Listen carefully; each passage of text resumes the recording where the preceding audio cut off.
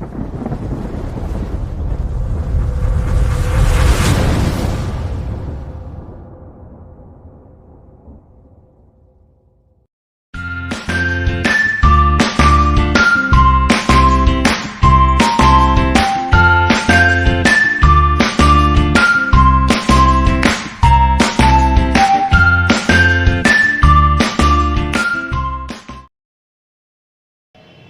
morning children. Today I am going to teach you lesson 1 class 6 The Children's Song, who is written by Rudyard Kipling.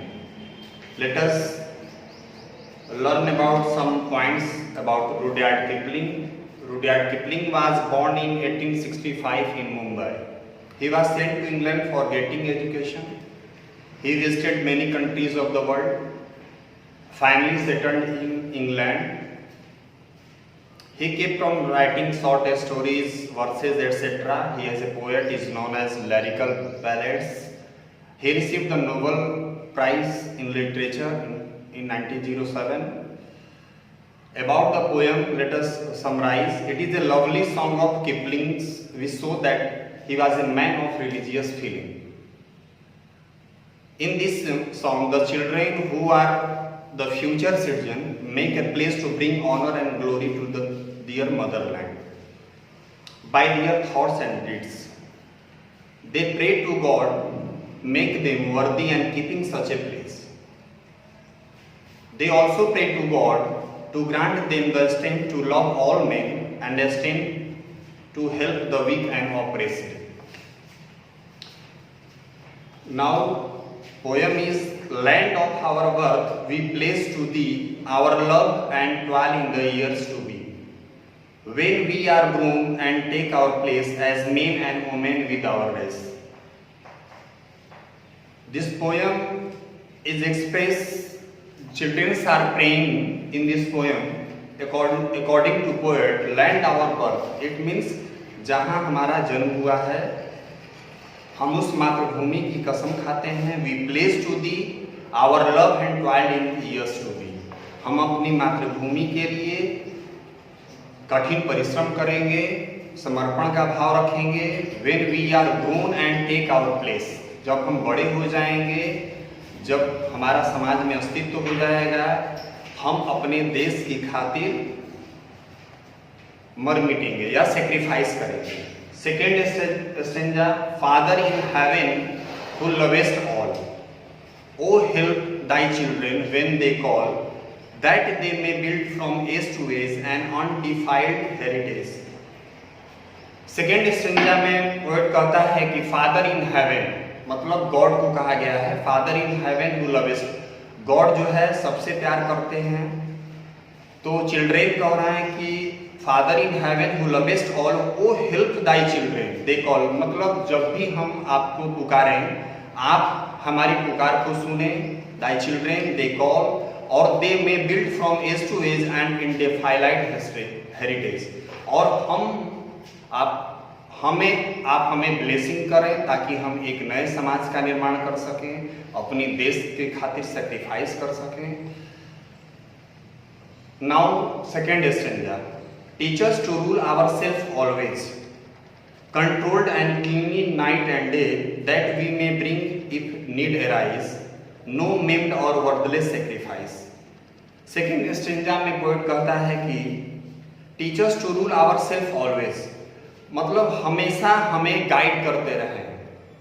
हमें God से, बच्चे प्रेम कर रहे हैं God से कि हमेशा गाइड करते रहें, हमें कंट्रोल करें, हम स्वयं पे कंट्रोल हो और डिसिप्लिन्ड लाइफ को बिताएं, और हमेशा आपका कंट्रोल रहे ताकि हम अपने जीवन में ज़्यादा डेवलप कर सकें, राइज कर सकें. That we may bring if need rise no maimed worthless sacrifice, और हम देश के लिए ऐसा त्याग करें जो वर्दी हो, जो वर्दलेस न हो, जो लायक हो, जो मातृभूमि के लिए जरूरी है, जो आवश्यक है, वो सेक्रीफाइस हो.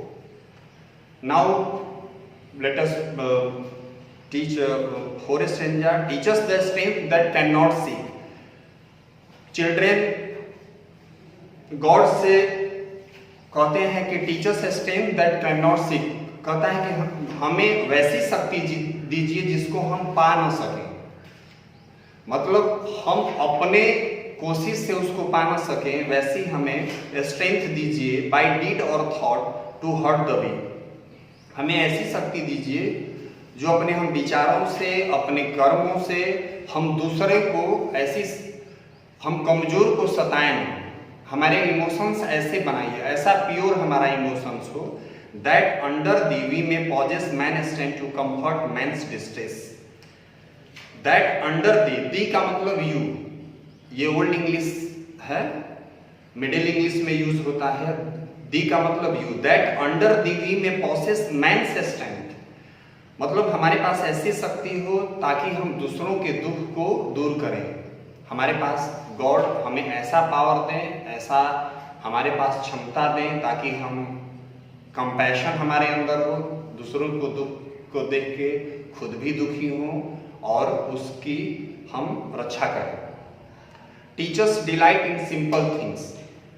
Now let us understand the poet is expresses like that teachers delight in simple thing। कहते हैं चिल्ड्रेन के teachers delight in simple thing, मतलब हमें सिंपल चीजों में खुश होना सिखाइए। Teachers delight in simple thing, हम छोटे छोटे कामों को लेके अपने जीवन में ज्यादा से ज्यादा खुश हो। And mirth has no bitter springs, कहता है कि उस खुशी में किसी तरह का दुख ना हो, बिटर स्प्रिंग ना हो। बिटर का मतलब कड़वाहट, स्प्रिंग जॉयफुल माना जाता है। तो लिखता है कि and mirth that has no bitter springs, forgiveness free of evil done, और हमें क्षमा के भी गुण प्रदान करें ताकि हम दूसरों को दया का भाव रखें, उन्हें हम क्षमा करें। फ्री ऑफ एविल डन, जितनी भी बुराई हो, जो भी अगर कोई बुरा करता हो तो उसको हम क्षमा करें, एक बार हम क्षमा करें, क्षमा का भाव हो। And love to all men neath the sun, और जितने भी, यहाँ नीथ का मतलब होता है बीनीथ, ये ओल्ड इंग्लिश का प्रयोग है।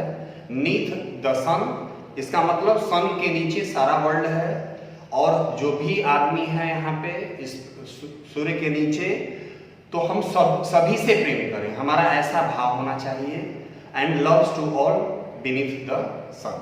Now last stanza we will express land of our birth, our faith, our pride. कहता है कि हमारा जो जन्मभूमि है उससे हमें विश्वास हो, हमारा उस पर विश्वास हो, हमारा गर्व हो। For whose dear sake our fathers died, कहता है कि जिसके लिए हमारे पूर्वजों ने जान दे दी। बहुत लोग सैक्रिफाइस करते हैं, अपनी जन्मभूमि के लिए त्याग करते हैं। For whose dear sake our father died, here line express that our ancestors are sacrificed to our mother। मतलब अपनी जन्मभूमि के लिए हमारे पूर्वजों ने कई बलिदान किए या करते हैं। कोई भी अपनी देश से प्यार करता है और सेक्रीफाइस करता है, वैसा हमें ब्लेस करें। गॉड से प्रेइंग हो रही है। ये दरअसल पोयम एक तरह का प्रेयर है, चिल्ड्रेन सॉन्ग है, लेकिन एक तरह का ये प्रेइंग है, बच्चों का गॉड से प्रेइंग है। हमें ऐसे इमोशंस दें। O motherland we place to thee, लिखता है कि हे मातृभूमि we place to thee, thee का मतलब यू, हम लोग आपसे प्रण करते हैं या प्रतिज्ञा करते हैं। Head heart and hand through the years to be, हम जो भी करेंगे, हेड का मतलब यहाँ पे माइंड से है, हार्ट का मतलब फीलिंग है, एंड हैंड का मतलब एक्शन, मतलब मनसा वाचा कर्मणा से हम आने वाले दिनों में, फ्यूचर में अपनी मातृभूमि के प्रति हम समर्पण का भाव रखेंगे। यही लेसन है। That's all, thank you. Like, share and comments. Please subscribe to this channel and also press the bell icon for further notification. Thank you.